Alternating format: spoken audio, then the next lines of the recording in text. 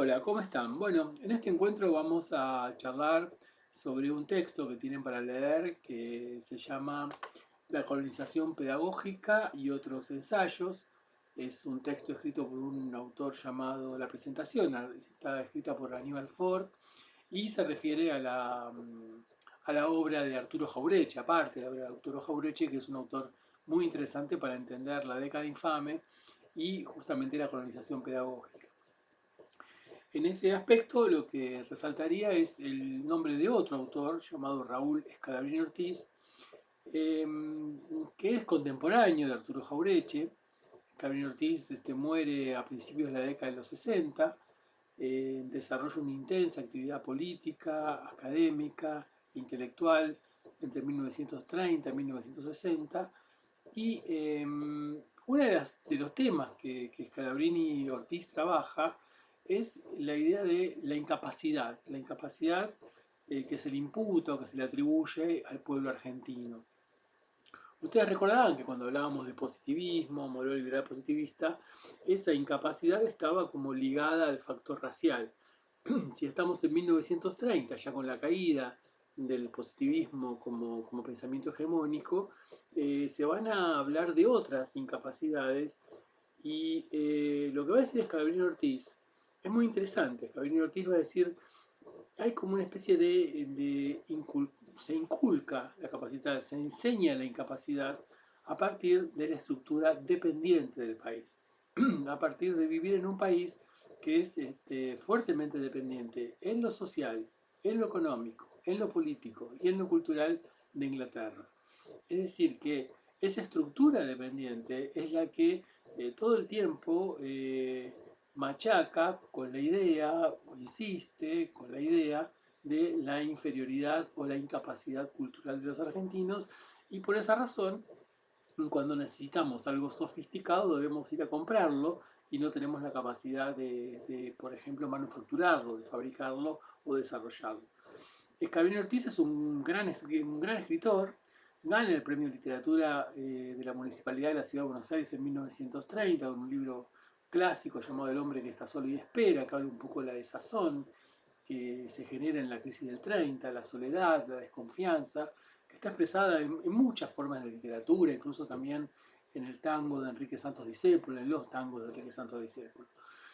Pero Javier Ortiz también es ingeniero y él desarrolla todo un texto muy interesante sobre la historia de los ferrocarriles y la estructura de los ferrocarriles argentinos, y ahí él demuestra cómo la estructura ferroviaria argentina está preparada para el coloniaje, es decir, todas las líneas de ferrocarril, por ejemplo, confluyen en Buenos Aires, que es la ciudad puerto, y desde allí todo lo que se manufactura entra como materia prima a los puertos y de allí se va hacia Inglaterra.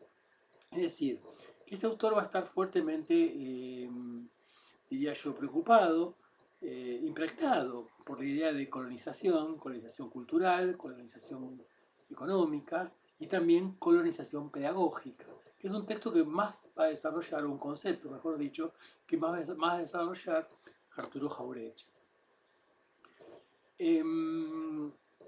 Ustedes van a recibir un PowerPoint también vinculado con esto que estamos conversando, una presentación en diapositivas, y allí hay un extracto de uno de los tantos textos de Raúl Escalabrini Ortiz que dice así, ¿no? Dice, falsa es la historia que nos enseñaron, falsas las creencias que nos imbuyeron, falsas las expectativas mundiales que nos presentan, irreales las libertades que nos prometen, y para eso es preciso volver a la realidad para saber exactamente cómo somos. ¿Cómo se vuelve esa realidad para saber exactamente cómo somos? Es una pregunta que les puede estar surgiendo a ustedes en este momento. Y volver a esa realidad es romper justamente con la colonización pedagógica. Entonces ahí estaríamos como empezando a conversar algunos de los temas que son ejes, digamos, de este encuentro o de este momento. En ese contexto también, si hablamos de la década del 30 y hablamos de lo que llamó década infame, ahora vamos a charlar un poco sobre qué es década infame o qué se considera década infame, por qué se la llama así, vamos a encontrarnos con que en ese periodo va a aparecer una fuerza política nueva, una fuerza política que ya va a llamarse Forja. Forja significa Fuerza de Orientación Radical para una Joven Argentina. Em, ¿Qué hace Forja? Forja trata de entender el contexto de crisis, que es un contexto también que se vincula con la década infame, que va desde 1929 a 1945. Forja también se pregunta cómo entender la sociedad argentina con instrumentos o con modalidades de comprensión y explicación que no sean las impuestas por la academia o por la oligarquía o por el pensamiento hegemónico europeo, fundamentalmente británico, en el caso de nuestro país. Y la propuesta de Forja, que es sumamente interesante, incluso es interesante para pensarla en la actualidad, es que todo esto se puede comprender y explicar desde la dependencia, a partir de que somos países dependientes y esa dependencia es la que, como decía Scalabrini Ortiz, la que construye esa idea de incapacidad a la cual este autor anteriormente mencionado hacía referencia. Es decir, lo que está planteando Forja, este movimiento político, es revisar la historia, no con la idea de historizarla, con la idea del historiador, sino revisar la historia con la idea de explicar el presente. Se necesita la historia para poder entender el presente y desde allí poder pensar el futuro, es decir, poder pensar un proyecto de país que sea superador de un país dependiente, que sea un país que pueda tener una fuerte producción industrial, que pueda poner puntos de negociación claros con respecto a Inglaterra, y a partir de ahí Forja va a ir creando una especie de plataforma política que va a ser tomada en gran parte a partir del 46 por el peronismo, que son temas que vamos a ver un poquito más adelante. Forja, por ejemplo, también trabaja el concepto de colonización pedagógica como una dificultad, como un impedimento. Es decir, hay que descolonizar pedagógicamente nuestras formaciones. O sea, que hay que releer la historia, hay que releer las formaciones, hay que releer todo lo que, bueno, planteaba Scalabrini Ortiz en lo que decíamos antes.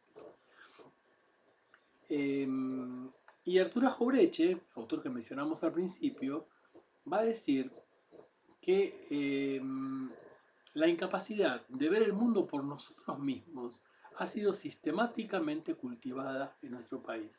Es decir, que para estos autores, la manera de entender los problemas sociales, de entender la sociedad, es una forma de imposición. No nos han permitido, diría Jaureche, que miremos con nuestros propios ojos de argentinos, de sudamericanos, de latinoamericanos, eh, qué es lo que está ocurriendo, qué es lo que está pasando en nuestra sociedad. ¿Por qué ocurre esto?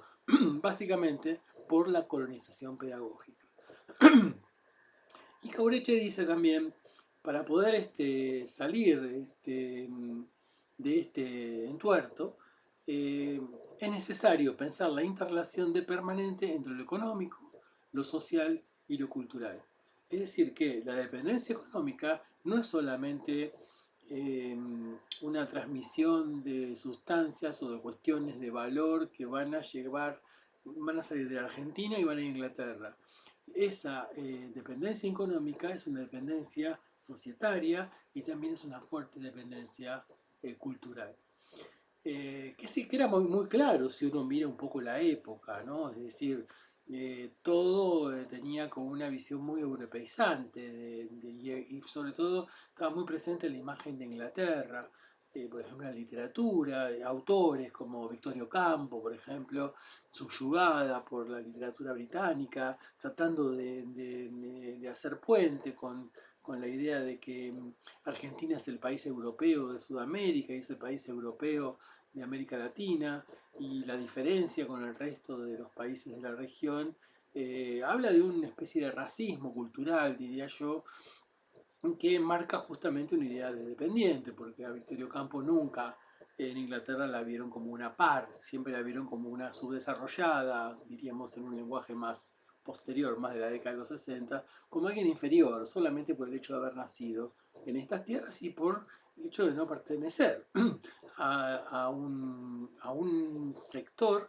racial, diría yo, porque Victorio Campo era una autora que pertenecía a la oligarquía terrateniente argentina. Y si contextualizamos esto, como decíamos antes, lo que nos va a ayudar es la crisis del 30 o la crisis del 29, porque la crisis del 29 hace más descarnada todas estas visiones, hace más, más patente, más tangible todo esto, hace más tangible la colonización británica, ya no solamente a partir de las exportaciones, el 90% de las exportaciones yendo para Inglaterra, sino que a partir de un tratado llamado Roca-Rassinman, Inglaterra se va a adueñar, como dijimos en algún otro encuentro, de las comunicaciones, de los transportes, de los puertos, de los seguros, de los barcos, etcétera. Y fundamentalmente, si pensamos en 1929, el gran medio de transporte es el ferrocarril, no casualmente el trazo que denuncia Raúl Escabrini Ortiz, si ustedes miran un mapa ferroviario argentino, aún hoy, van a ver que todas las líneas convergen en la ciudad de Buenos Aires. Y Escabrini Ortiz muestra ese mapa, trabaja ese mapa, y ese mapa es con lo que tal vez le haya generado la primera pregunta a él en el sentido de la dependencia económica. ¿Cómo es posible que los ferrocarriles no estén hechos para que atraviesen toda la República, todo el país, de norte a sur, de este a oeste, como si son los ferrocarriles de otros países, por ejemplo los Estados Unidos, sino que todas son líneas, rayas que se ven en cualquier mapa que convergen en Buenos Aires? Y es una forma de dependencia, es una forma de extraer desde todos los puntos diferentes del país las materias primas que, como decíamos antes, iban a Inglaterra.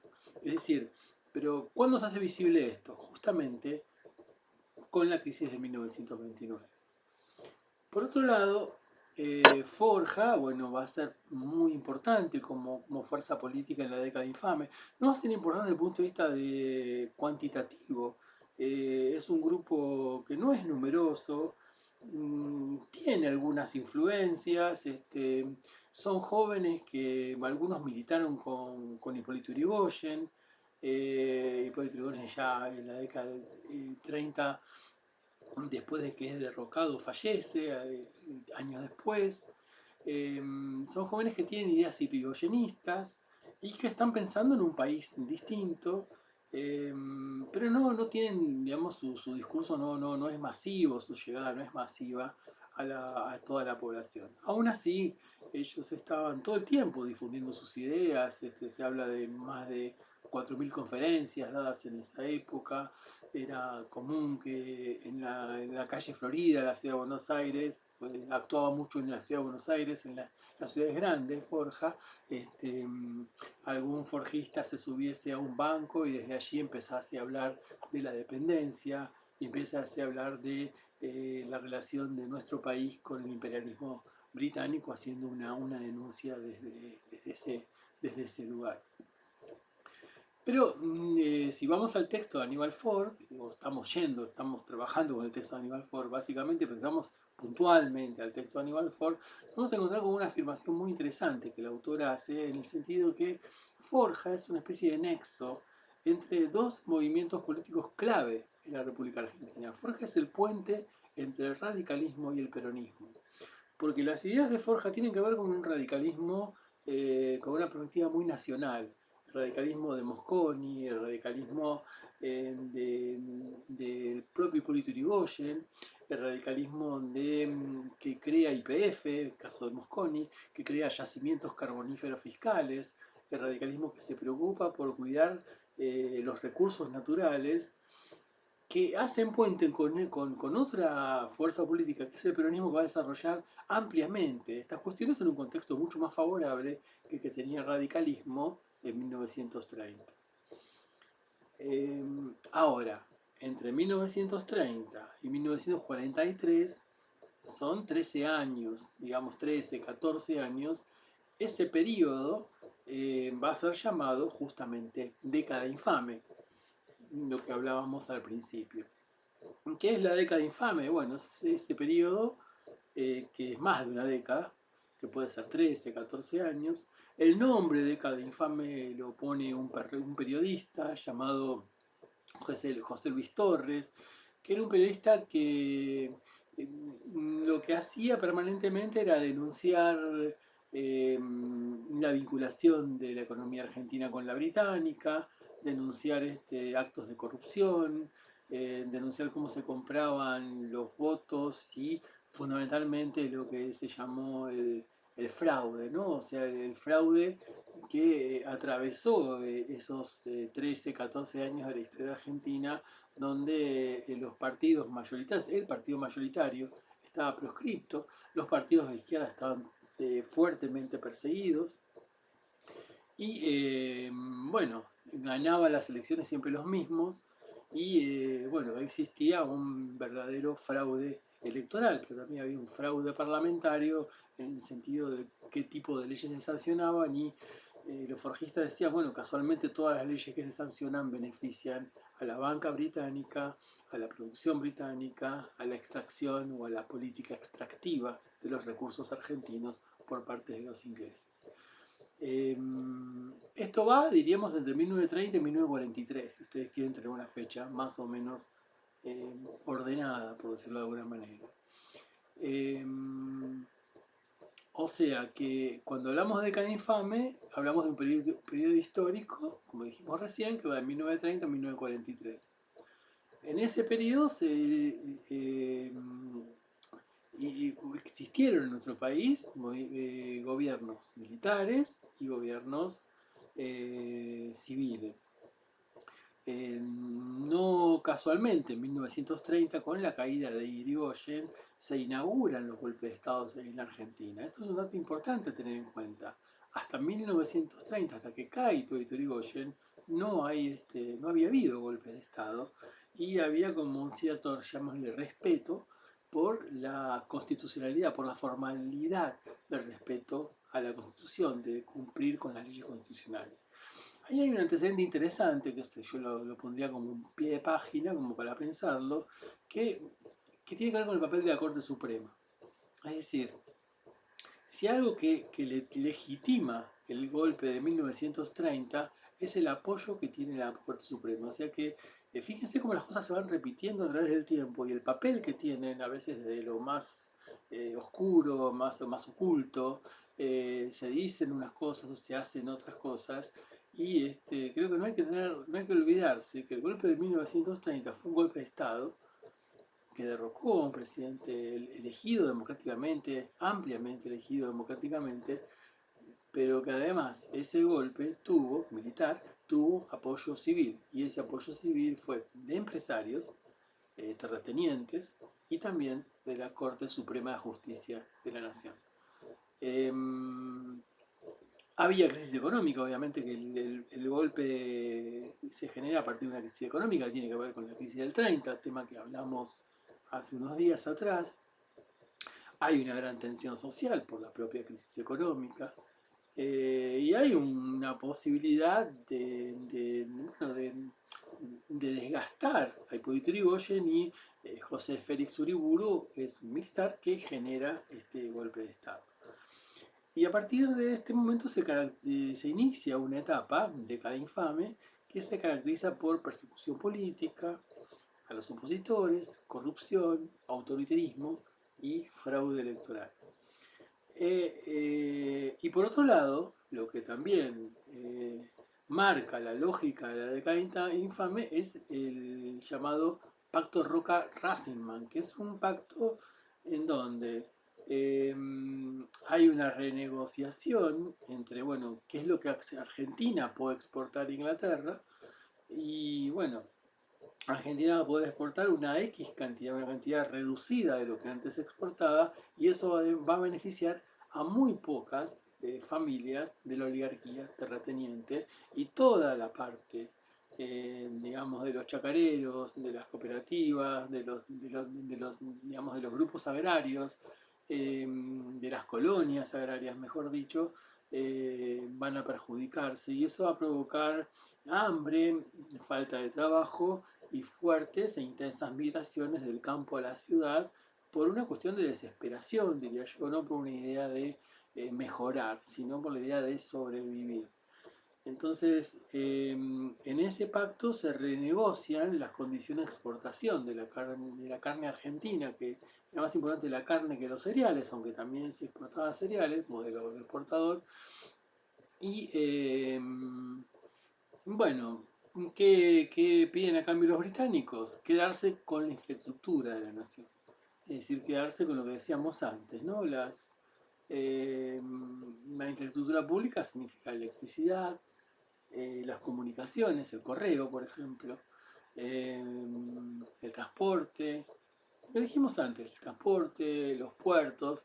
Fíjense un detalle que todavía puede ser una nota de color. Aún en algunos lugares ya como cuestión histórica se pueden ver los buzones donde se ponen las cartas, se ponían las cartas, ya hoy las cartas se usan muy poco, los buzones rojos de color pintados de rojo, bueno, que tienen que ver con esa época justamente, aparecen esos buzones en esa época, son los mismos buzones que uno puede ver en Londres. Entonces, Argentina es una especie de colonia, como decía un político británico, que era la mejor colonia que tenía Inglaterra porque se autoabastecía sola, o sea, no le daba gastos a la colonia británica para su manejo o mantenimiento administrativo. Esto es lo que va a denunciar Forja. Por otro lado, en esa década infame, además del Tratado de Roca-Rasmussen, hubo, como decíamos antes, mucha corrupción a nivel parlamentaria. Hay un episodio terrible donde un senador es asesinado cuando está haciendo una denuncia. Otro senador que se llamaba Lisandro de la Torre, un senador, llamémosle, socialista, con tendencia socialista, que está denunciando una cuestión vinculada con los frigoríficos. Y cuando está haciendo esa idea, ese discurso de denuncia, eh, un comisario retirado apunta mal y mata a otro senador llamado Enzo Bordaberry, una muerte en el Senado, o sea que era una situación bastante vinculada con lo que se podría llamar década infame.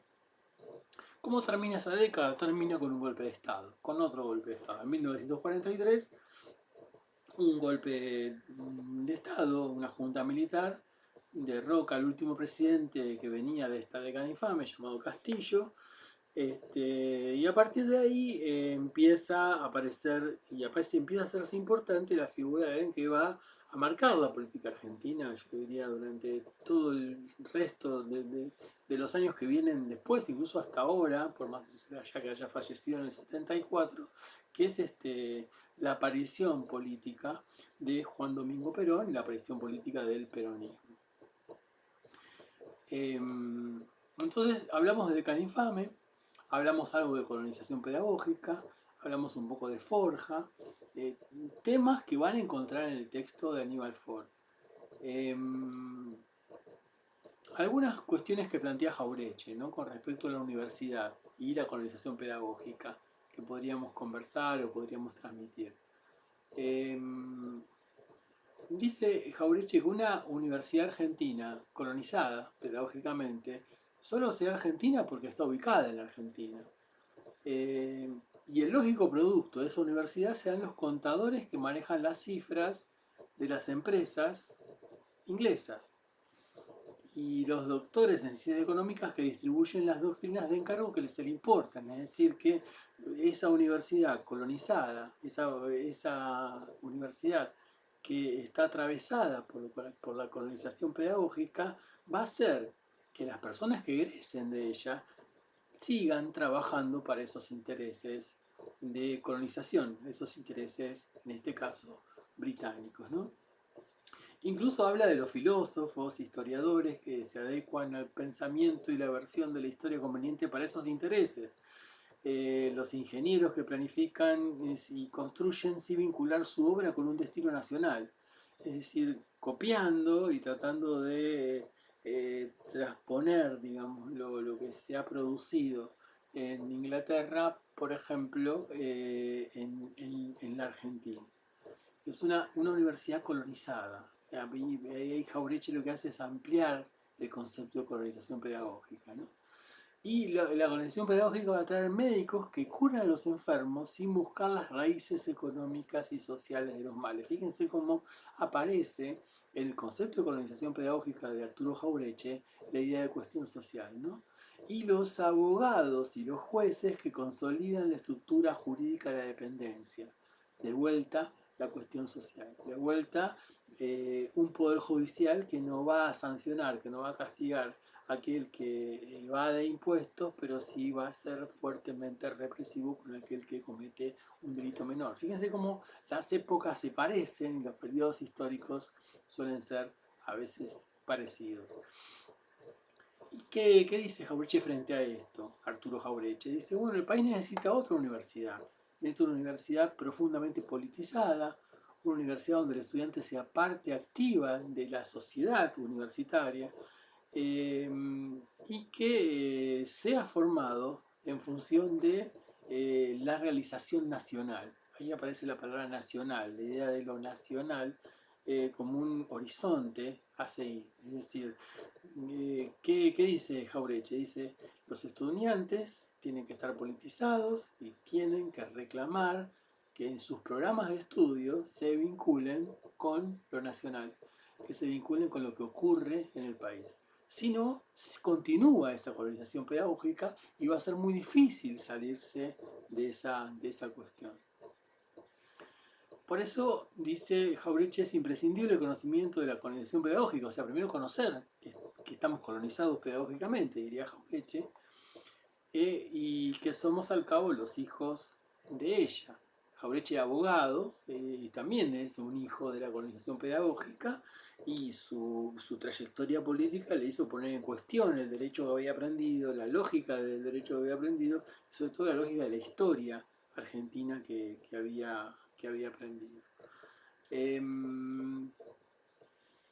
Básicamente esto sería como para redondear los dos conceptos que queríamos transmitir. El concepto de organización pedagógica, creo que fue lo que hicimos recién, y el concepto de década infame que mencionábamos antes, ¿no? Y básicamente, siguiendo con Jaureche, Jaureche dice, quiero poner en evidencia los factores culturales que se oponen a nuestro pleno desarrollo como nación, a la prosperidad general y al bienestar de nuestro pueblo, y los instrumentos que preparan las condiciones intelectuales de la indefensión del país. O sea que la colonización pedagógica no es un tema académico, no es un tema universitario, no es un tema de que hay que cambiar planes de estudios solamente, es un tema que perjudica a la nación, y que por eso debe ser cambiado. Así que bueno, con esto finalizamos.